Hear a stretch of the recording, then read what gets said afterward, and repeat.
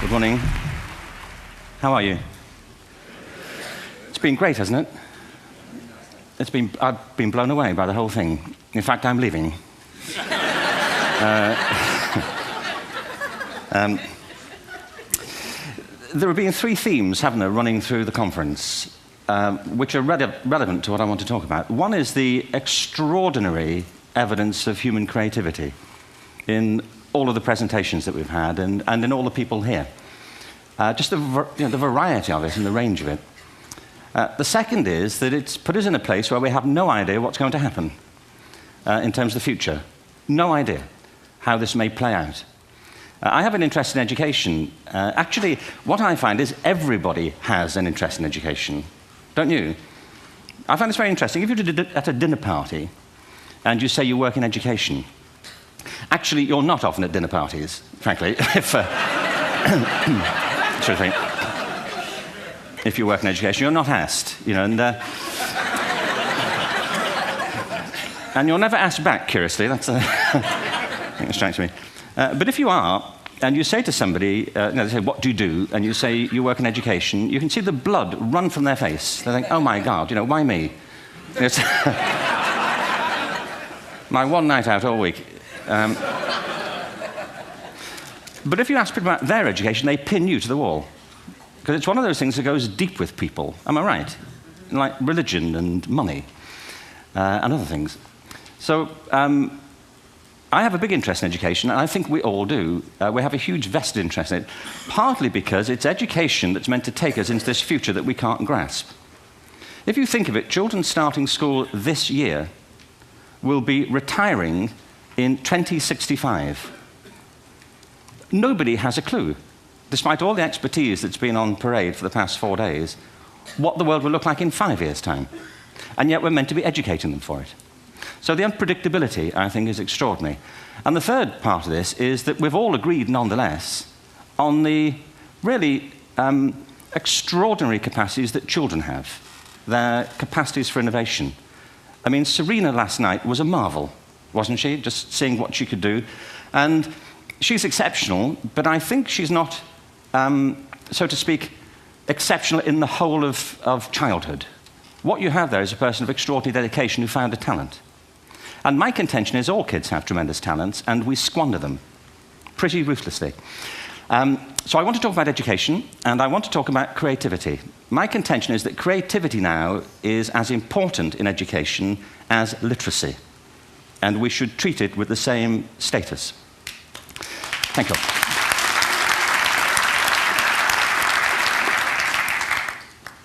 That was it, by the way. Thank you very much. So, 15 minutes left. Well, I was born... No,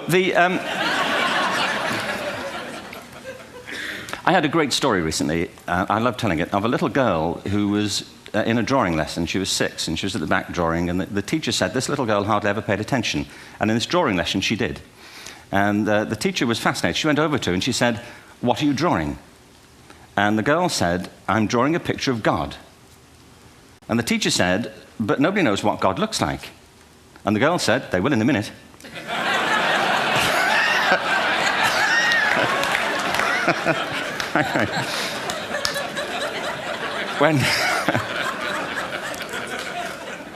When my son was 4 in England, actually he was 4 everywhere, to be honest. I mean,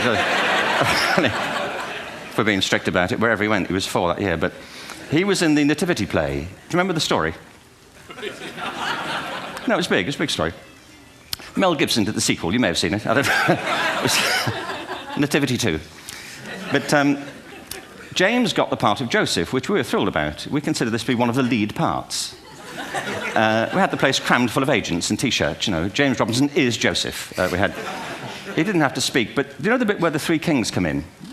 They come in bearing gifts, and they bring gold, frankincense, and myrrh. This really happened. We're sitting there, and they, I think, just went out of sequence. Because we talked to the little boy afterwards and said, are you okay with that? And he said, yeah, why was that wrong? They just switched. I think that was it. Anyway, the 3 boys came in, little 4-year-olds with tea towels on their heads, and they put these boxes down. The first boy said, I bring you gold. And the second boy said, I bring you myrrh. And the third boy said, Frank sent this.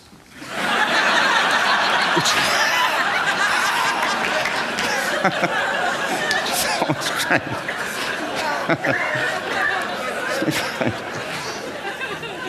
What these things have in common, you see, is that kids will take a chance. If they don't know, they'll have a go. Am I right? They're not frightened of being wrong. Now, I don't mean to say that being wrong is the same thing as being creative. What we do know is, if you're not prepared to be wrong, you'll never come up with anything original. If you're not prepared to be wrong. And by the time they get to be adults, most kids have lost that capacity. They have become frightened of being wrong. And we run our companies this, by the way. We stigmatize mistakes.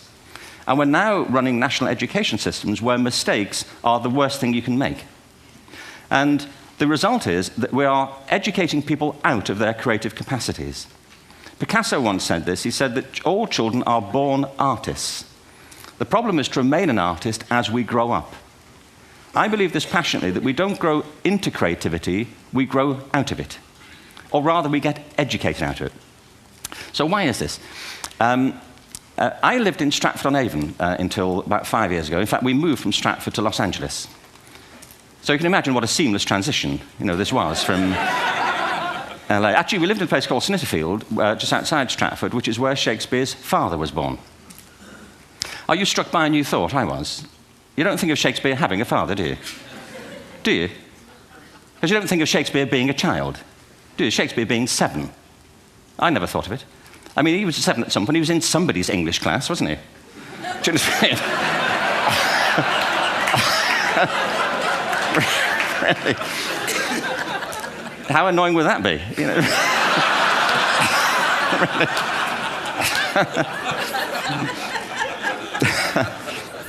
Must try harder. Being sent to bed by his dad, to Shakespeare, go to bed now, to William Shakespeare, and put the pencil down, and stop speaking like that. It's confusing everybody.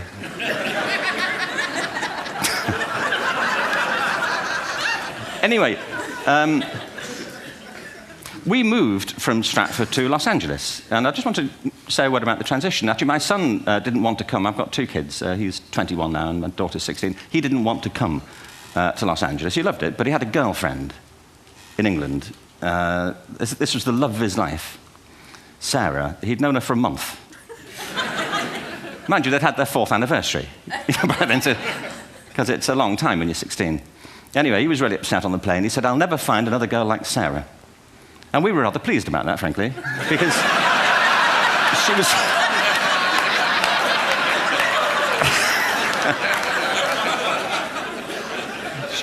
she was the main reason we were leaving the country.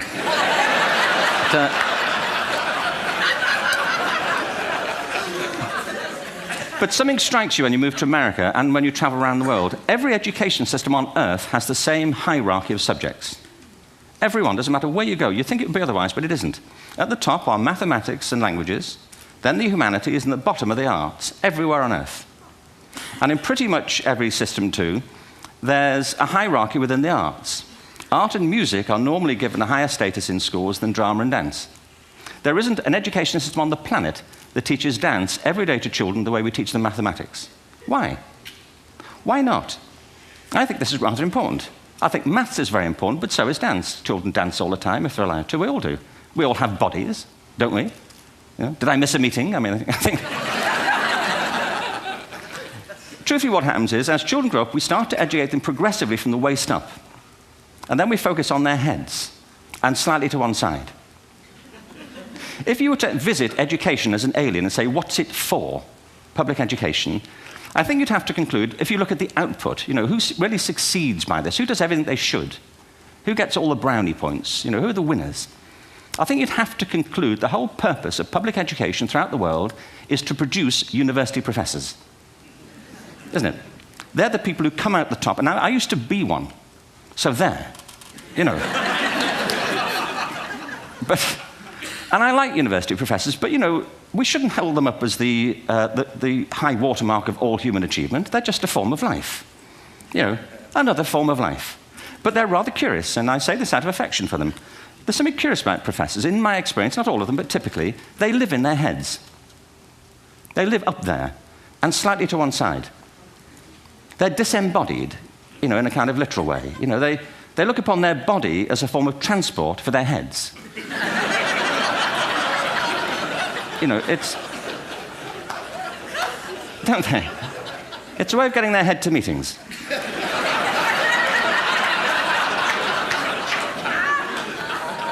If you want real evidence of out-of-body experiences, by the way, get yourself along to a residential conference for senior academics and pop into the discotheque on the final night. And there you will see it. Grown men and women writhing uncontrollably off the beat. Waiting to it ends so they can go home and write a paper about it. Now, our education system is predicated on the idea of academic ability. And there's a reason. The whole system was invented around the world. There were no public systems of education really before the 19th century. They all came into being to meet the needs of industrialism. So the hierarchy is rooted on two ideas. Number one, that the most useful subjects for work are at the top. So you were probably steered benignly away from things at school when you were a kid, things you liked, on the ground you would never get a job doing that. Is that right? Don't do music, you're not going to be a musician. Don't do art, you won't be an artist. Benign advice, now profoundly mistaken. The whole world is engulfed in a revolution. And the second is academic ability, which has really come to dominate our view of intelligence because the universities designed the system in their image. If you think of it, the whole system of public education around the world is a protracted process of university entrance. And the consequence is that many highly talented, brilliant, creative people think they're not, because the thing they were good at school wasn't valued or was actually stigmatized. And I think we can't afford to go on that way. In the next 30 years, according to UNESCO, more people worldwide will be graduating through education than since the beginning of history. More people. And it's the combination of all the things we've talked about, technology and its transformational effect on work, and demography and the huge explosion in population. Suddenly, degrees aren't worth anything. Isn't that true? When I was a student, if you had a degree, you had a job. If you didn't have a job, it's because you didn't want one. And I didn't want one, frankly. So, but now, kids with degrees are often heading home to carry on playing video games because you need an MA, where the previous job required a BA, and now you need a PhD for the other. It's a process of academic inflation, and it indicates the whole structure of education is shifting beneath our feet. We need to radically rethink our view of intelligence. We know three things about intelligence. One, it's diverse. We think about the world in all the ways that we experience it. We think visually, we think in sound, we think kinesthetically, we think in abstract terms, we think in movement. Secondly, intelligence is dynamic. If you look at the interactions of a human brain, as we heard yesterday from a number of presentations, intelligence is wonderfully interactive. The brain isn't divided into compartments. In fact, creativity, which I define as the process of having original ideas that have value, more often than not, comes about through the interaction of different disciplinary ways of seeing things. The brain is intentionally, by the way, there's a shaft of nerves that joins the two halves of the brain called the corpus callosum. It's thicker in women. Following on from Helen yesterday, I think this is probably why women are better at multitasking. Because you are, aren't you? There's a raft of research, but I know it from my personal life. If my wife is cooking a meal at home, which is not often, thankfully, but, you know, if she's doing... No, she's good at some things. But if she's cooking, you know, she's dealing with people on the phone, she's talking to the kids, she's painting the ceiling, you know, she's doing open heart surgery over here. If I'm cooking, the door is shut, the kids are out, the phone's on the hook. If she comes in, I get annoyed. I say, Terry, please, I'm trying to fry an egg in here. You know,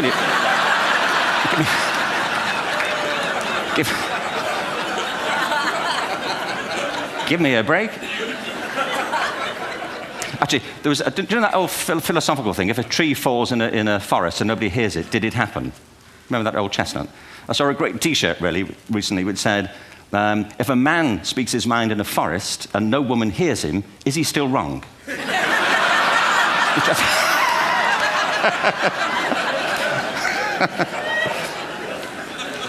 And the third thing about intelligence is it's distinct. I'm doing a new book at the moment called Epiphany, which is based on a series of interviews with people about how they discovered their talent. I'm fascinated by how people got to be there. It's really prompted by a conversation I had with a wonderful woman who most people have never heard of. She's called Gillian Lynn. Have you heard of her? Some have. She's a choreographer, and everybody knows her work. She did Cats and Phantom of the Opera. She's wonderful. I used to be on the board of the Royal Ballet in England, as you can see. And anyway, Gillian and I had lunch one day. I said, how'd you get to be a dancer? And she said it was interesting. When she was at school, she was really hopeless. And the school in the 30s wrote to her parents and said, we think Gillian has a learning disorder. She couldn't concentrate. She was fidgeting. I think now they'd say she had ADHD. Wouldn't you? But this was the 1930s, and ADHD hadn't been invented, at this point. So it wasn't an available condition. People weren't aware they could have that. Anyway, she went to see this specialist. So this oak-panelled room, and she was there with her mother, and she was led and sat on this chair at the end, and she sat on her hands for 20 minutes while this man talked to her mother about all the problems Gillian was having at school. And at the end of it, because she was disturbing people, her homework was always late and so on, little kid of 8, in the end, the doctor went and sat next to Gillian and said, Gillian, I've listened to all these things that your mother's told me. I need to speak to her privately. So he said, wait here, we'll be back. We won't be very long. And they went and left her. But as they went out the room, he turned on the radio that was sitting on his desk. And when they got out the room, he said to her mother, just stand and watch her. And the minute they left the room, she said she was on her feet, moving to the music. And they watched for a few minutes, and he turned to her mother, and he said, Mrs. Lynn, Gillian isn't sick. She's a dancer. Take her to a dance school. I said, what happened? He said, she did. I can't tell you how wonderful it was. We walked in this room, and it was full of people like me. People who couldn't sit still. People who had to move to think. Who had to move to think. They did ballet, they did tap, they did jazz, they did modern, they did contemporary. She was eventually auditioned for the Royal Ballet School. She became a soloist. She had a wonderful career at the Royal Ballet. She eventually graduated from the Royal Ballet School, found her own company, the Gillian Dance Company, met Andrew Lloyd Webber. She's been responsible for some of the most successful musical theatre productions in history. She's given pleasure to millions, and she's a multi-millionaire. Somebody else might have put her on medication and told her to calm down. Now, I think...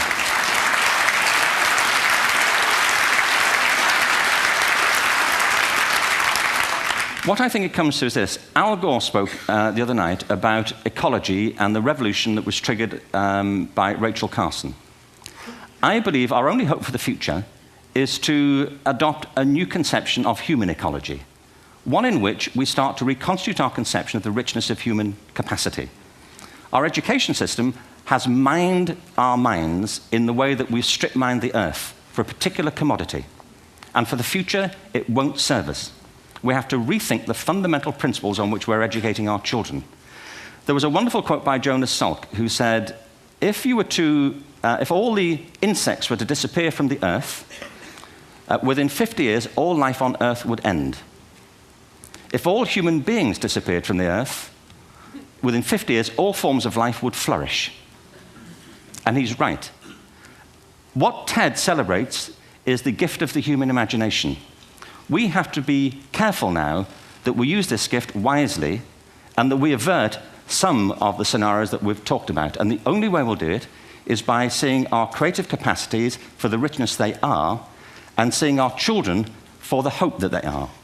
And our task is to educate their whole being so they can face this future. By the way, we may not see this future, but they will. And our job is to help them make something of it. Thank you very much. Bravo. Here, here.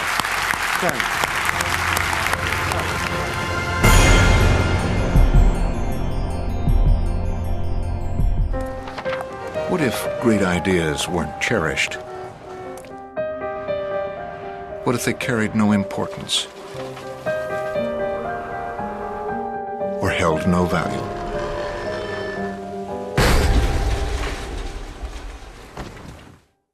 There is a place where artistic vision is protected, where inspired design ideas live on to become ultimate driving machines.